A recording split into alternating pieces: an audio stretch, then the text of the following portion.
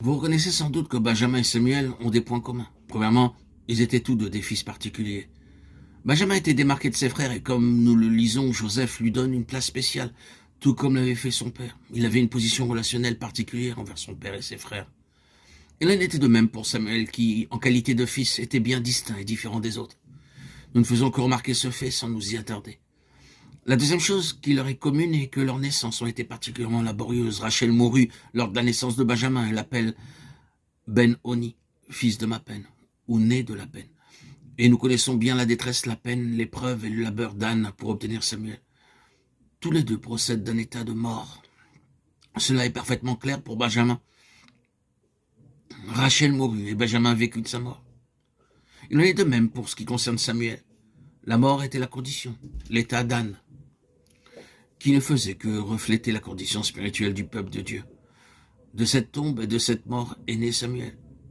Tous les deux arrivèrent à un moment de déclin. L'époque de Benjamin se situe à une période où ses frères et toute la famille, excepté Joseph, étaient dans une condition des plus dégradées spirituellement. La vente de Joseph révèle la triste condition qui prévalait parmi les fils d'Israël dans leur comportement et leur mauvaise conduite. Nous savons dans quelles conditions se trouvait le peuple de Dieu au temps de Samuel. Cela n'a pas besoin d'être commenté. Ensuite, ils représentent tous les deux un revirement dont ils furent l'objet. Benjamin fut l'élément déclencheur de ce revirement dans toute cette merveilleuse bascule. C'est par l'introduction de Benjamin, Benjamin le petit, que tout pivote. Les versets concernant cette histoire et rappelant l'arrivée des frères chez Joseph en Égypte et Joseph découvrant son plus jeune frère marquent le revirement. Considérez-le attentivement. Et combien cela aussi était vrai de Samuel. Il provoqua un revirement en Israël car beaucoup de choses dépendaient de lui. Ceci paraît simple dans sa présentation, mais il est beaucoup moins lorsqu'il est vécu. Premièrement, un tel instrument doit débuter au commencement. Lorsque le Seigneur allait intervenir en ces temps-là, il ne le fit pas par un homme parvenu à maturité avec déjà une histoire. Il agit par Benjamin, le plus jeune. Vous pourriez l'appeler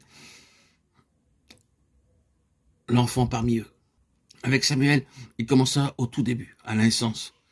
Dans cette présente dispensation, l'instrument qui mettra en lumière la pleine pensée de Dieu et qui la recouvrera aussi complètement que possible, devra être ramené au-delà des traditions, au-delà de ce qui est de l'histoire, au-delà d'un grand nombre de choses qui ont été édifiées, qui sont devenues communes et acceptées.